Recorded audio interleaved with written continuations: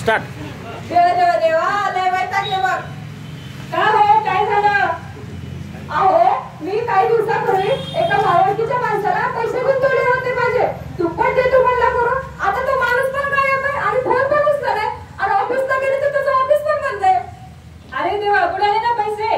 अहो आपल्या कष्टाचा मेहनतीचा पैसा असा कुठेही नाही गुंतवायचा. ती कंपनी आधी पाहायची, तिचं प्रोफाईल पाहायचं, किती वर्षापासून आहे, खरीच आहे का, खात्रीशीर आहे का, हे सगळं पडताळा करून मग त्यामध्ये पैसे गुंतवायचे ना. अहो आधीच कसं कळणार ही कंपनी खात्रीशीर आहे ते? हो कळणार ना.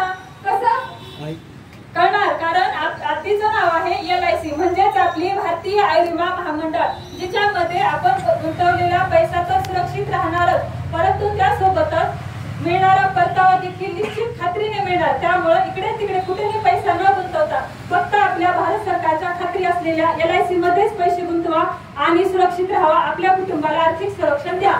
मी तर आता इथून पुढे LIC मध्येच पैसा गुंतवणार. माझी विनंती आहे तुम्ही सर्वांनी LIC मध्येच पैसे गुंतवा. जय हिंद.